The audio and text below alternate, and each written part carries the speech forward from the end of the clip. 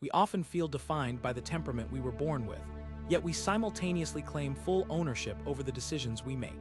It is common to look at a sibling or a parent and see our own reactions reflected back, suggesting that our character is a pre-written script. At the same time, we experience moments where we consciously choose to act against those ingrained tendencies. This creates a tension in how we view ourselves. We are both the product of our biological history and the authors of our own immediate conduct, existing in the middle of these two competing realities.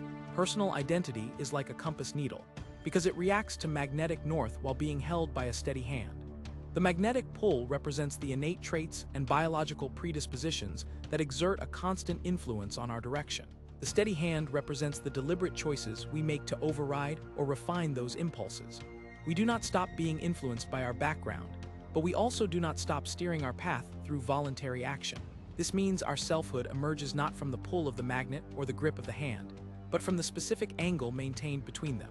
We acknowledge the weight of our origin while asserting that the final heading is a result of our own navigation. This process allows us to view identity as a dynamic tension instead of a fixed point on a map.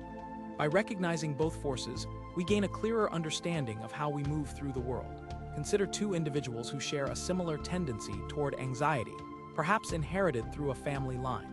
One person might notice this physiological baseline and immediately retreat from social situations to maintain comfort. They allow the inherited trait to dictate the boundaries of their daily experience without intervention. The second person, while feeling the exact same internal pressure to withdraw, makes a conscious decision to attend a gathering anyway. They acknowledge the discomfort as a feature of their biology, but choose to act in a way that contradicts that impulse. Both people possess the same initial configuration of traits, yet their identities diverge significantly based on their responses. The second individual defines their selfhood through the selection of an action that defies their starting point. This shows that the capacity to choose provides a distinct layer of personhood that exists independently of the underlying psychological profile. We see that the person is not the anxiety itself, but the entity that decides how to engage with that feeling. I find that focusing on the space between our origins and our actions offers a more honest way to live. When we stop viewing our traits as a final verdict on who we are, we gain the room to maneuver.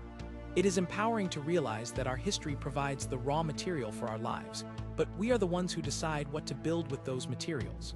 I believe this perspective prevents us from using our background as a justification for stagnant behavior. We are not trapped by our past, even if that past exerts a persistent influence on our temperament. My own reflection leads me to conclude that the essence of being human is found in the recurring decision to move toward a chosen goal. We demonstrate our humanity when we acknowledge our limitations and proceed forward regardless of them. This does not mean we can easily ignore our nature, but it does mean we are not entirely defined by it. It is important to ask ourselves whether the internal resolve to act matters as much as the visible outcome of our choices in the eyes of others.